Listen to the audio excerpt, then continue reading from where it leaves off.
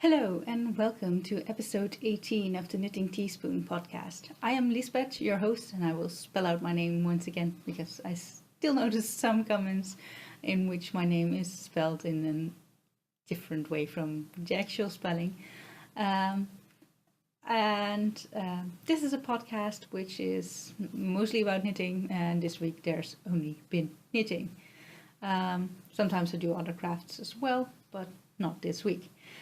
Thank you so much for joining me. Thank you for checking me out if this is your first time viewing, and thank you so much for coming back if you are a returning viewer.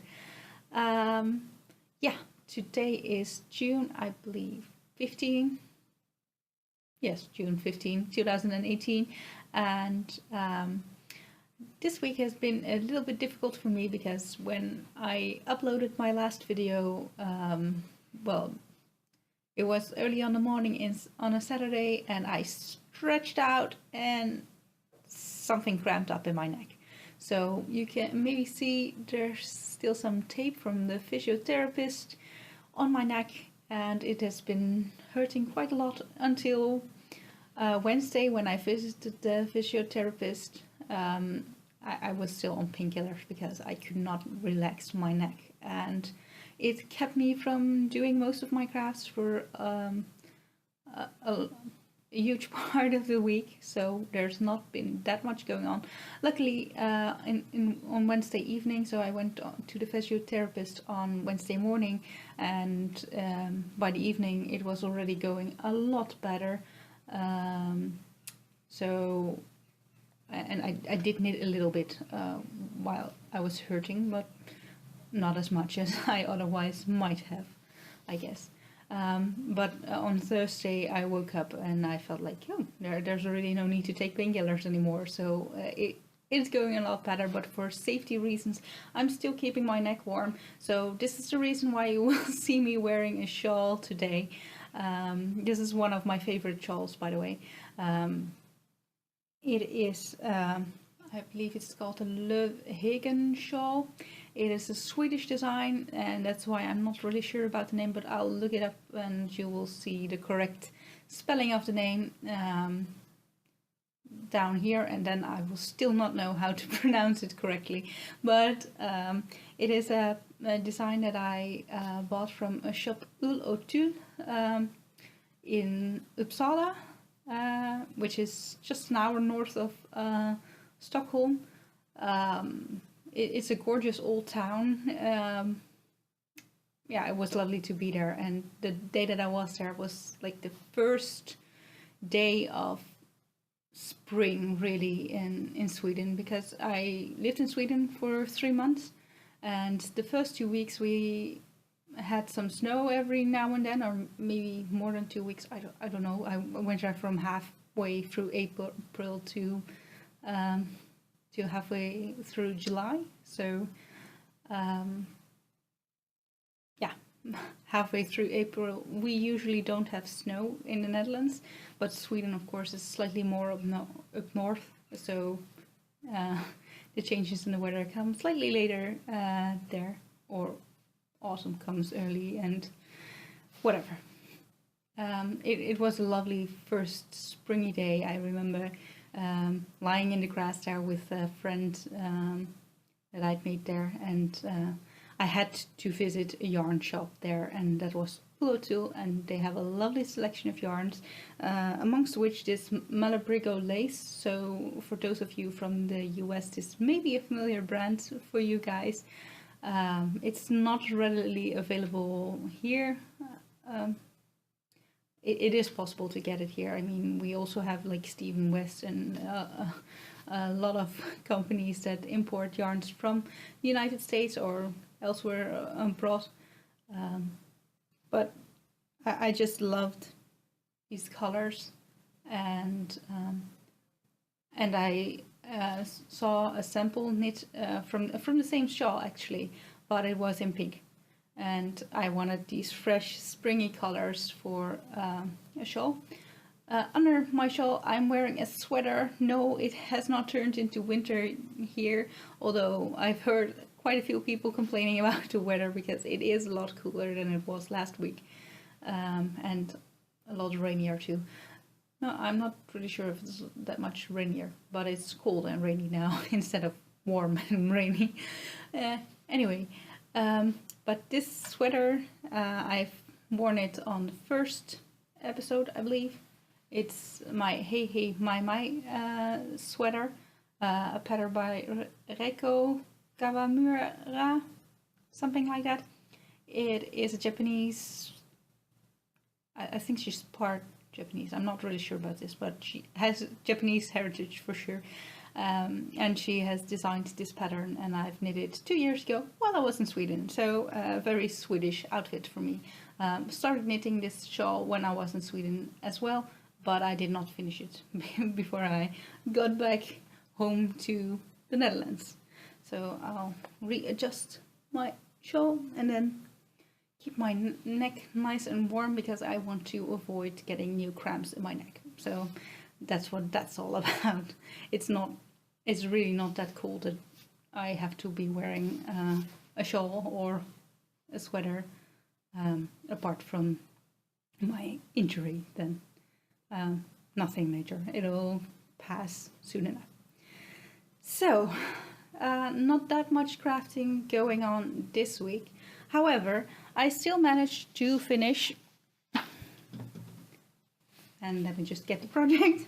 I still managed to finish another sleeve, and at this point I'm not really sure which one it was because they are, well, most of it, no, it must have been this one because I popped in a progress keeper.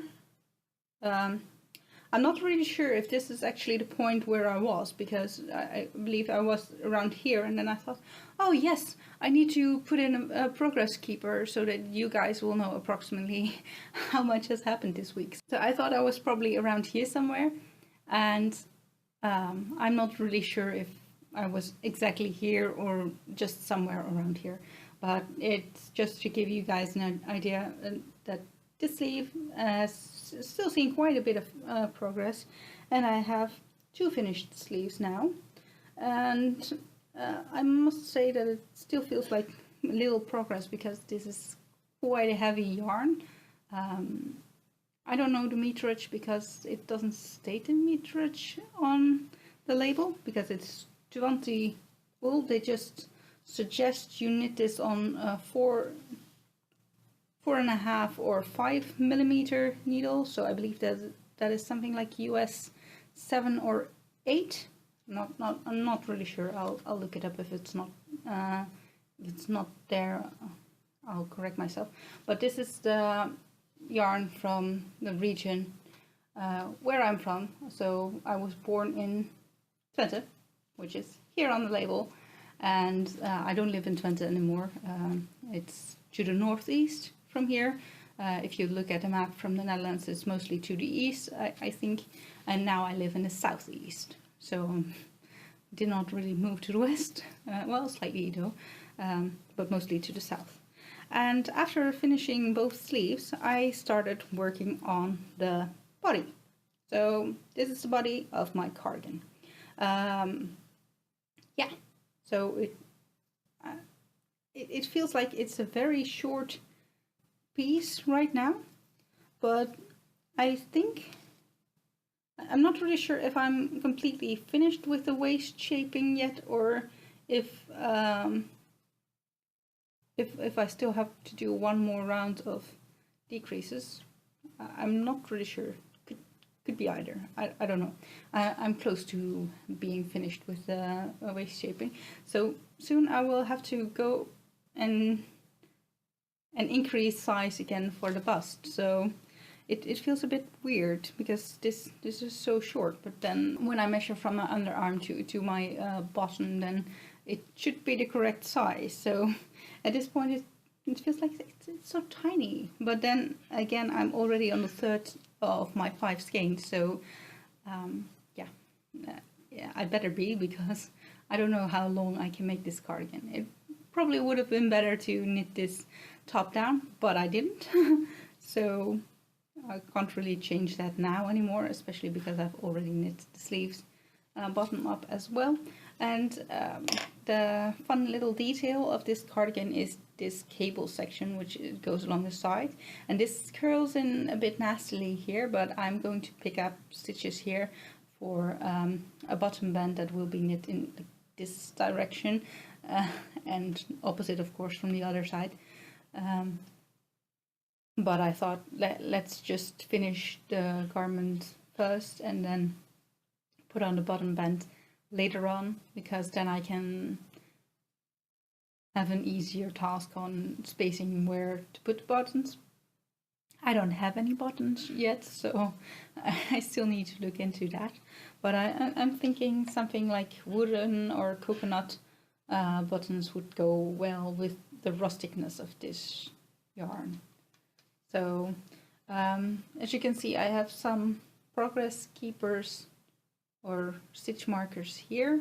They mark the points where I've done decreases. So I don't know to what extent you will be able to see it, but there's 2 lines going here where I've decreased, and then on the opposite side there's 2 lines for decreases as well. And then I have some double markers here, which are markers that I just slipped. They are the points that are like the side of the cardigan.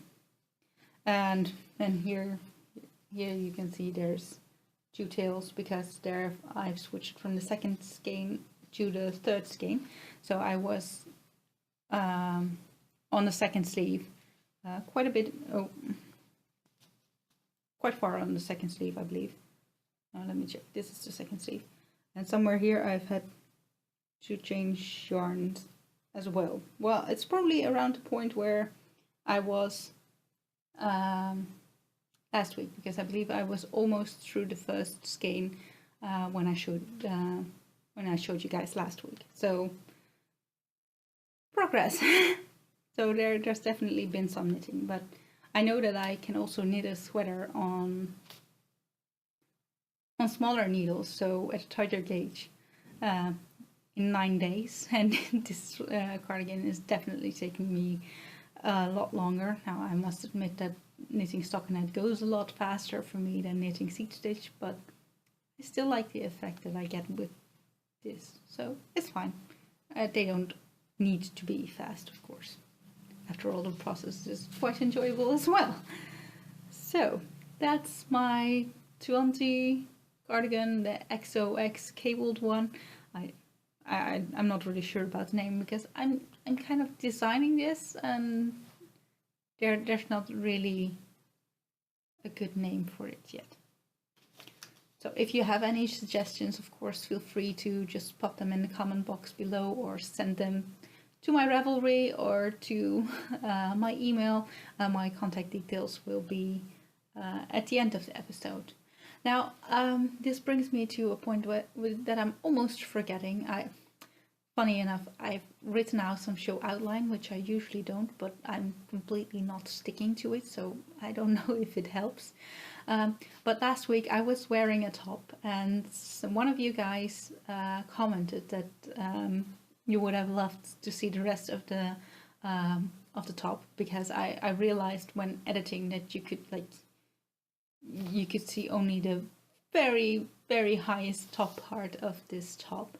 And so I'm going to insert a picture here and just talk a little bit about it, because it is the top that it was designed by my friend from Woolmushy Designs on Ravelry, and she's got this pattern out. It's easy summer top. Unfortunately, the yarn for it has been discontinued, but there's probably some similar yarns that work as well.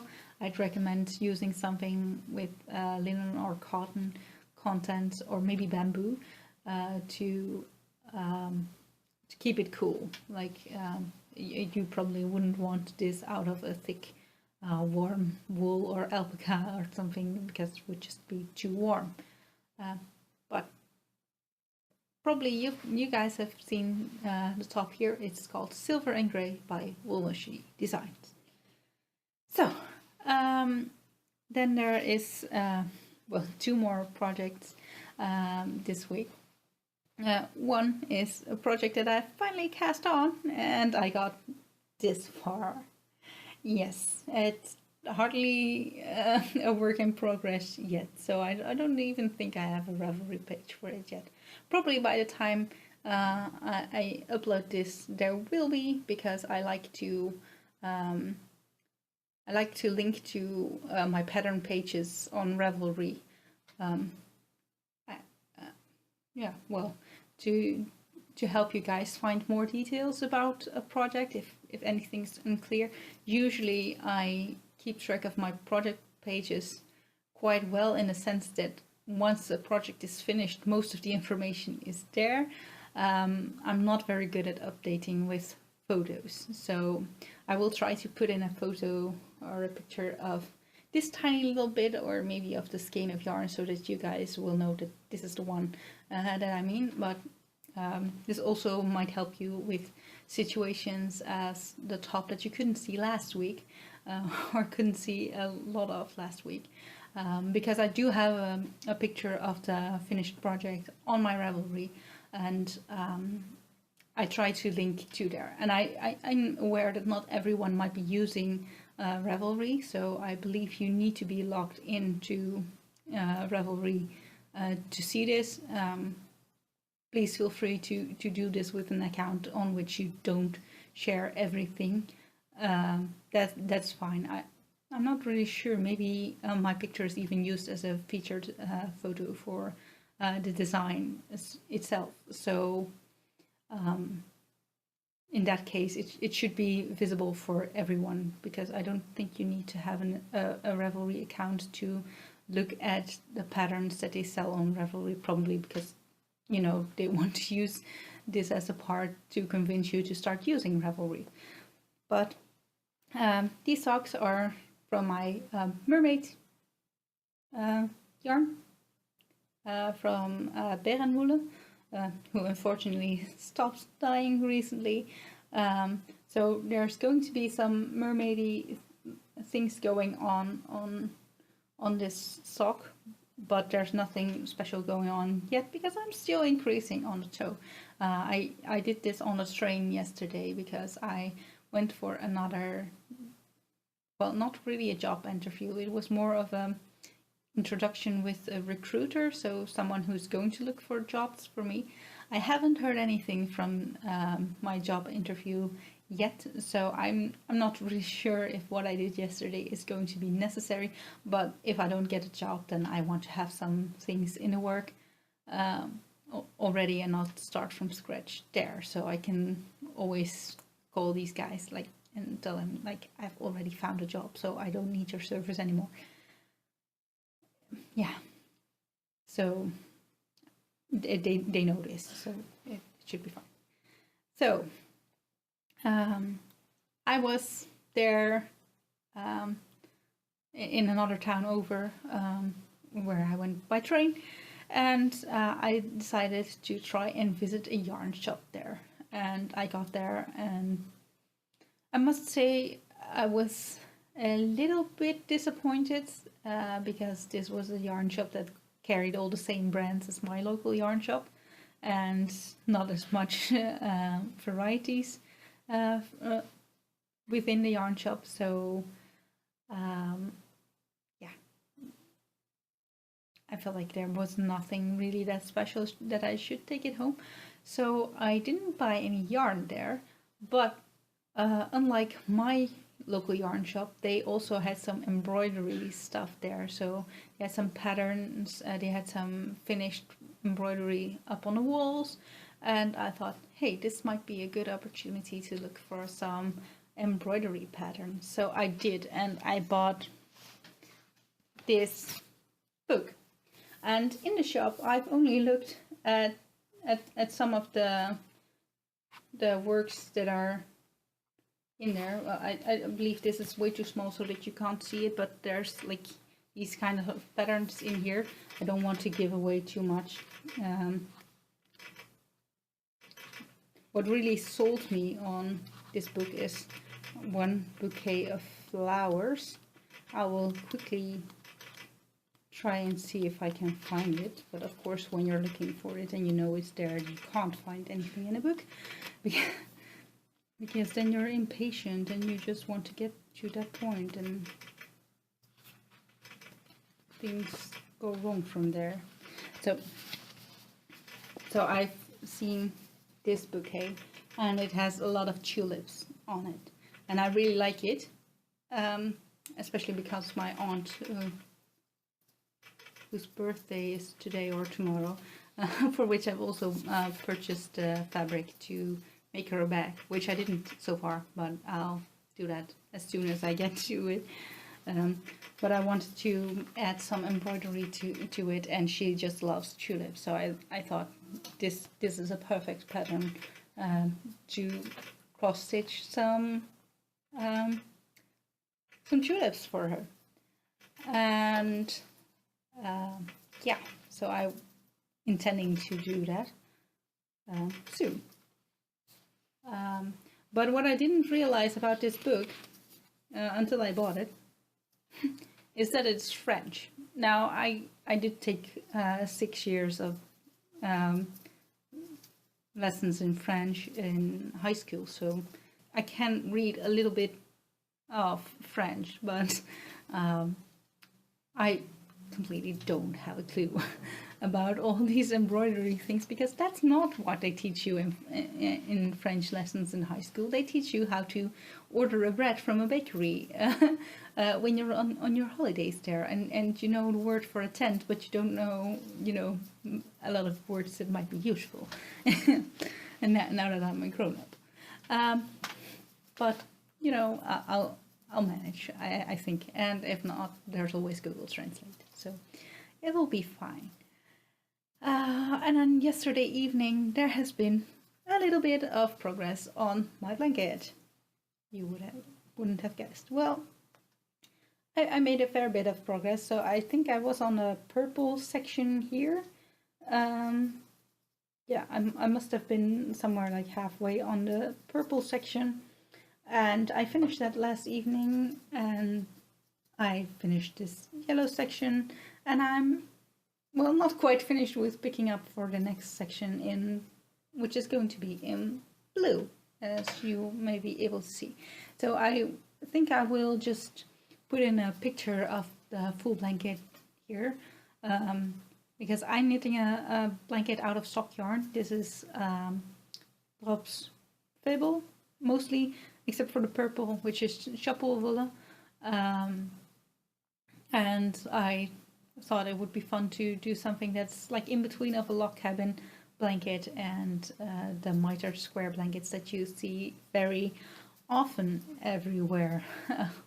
Almost any podcaster seems to have at least started such a blanket. So I thought let's make a blanket like that as well. I started it about a year ago now, and yeah, it's over halfway done now. So there's a picture of a border with the log cabin squares and a mitered square section that is going in. So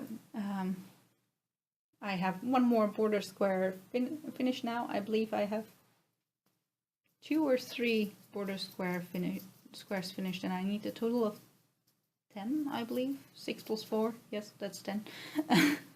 And yeah, I keep the yarns in my project bag here. So there's a lot of different colors of yarn just pushed in here, and apparently some hairs, because I'm losing hairs like crazy. And the twin brother of this project bag that I made myself and still use shoelaces to tie it down, has finally made its way to its recipient in the US. So my prize winner has finally received her package. I believe it was yesterday. So that's been very exciting. I must admit that I was quite shocked, because she took some footage of the arrival of the package, and at first I just saw the box and it was beaten up badly. So I don't know what happened to it in transport, but please, people, if I send out a package and I pay so much for international shipping, then please treat them slightly more careful, because it was soaking wet. Why would a package need to be soaking wet? Did they put it on a ship or something? Did it fall overboard and then someone had to reel it back in or something? I don't know. Well, but it got there and the contents were still in there. They were wet, but they'll dry.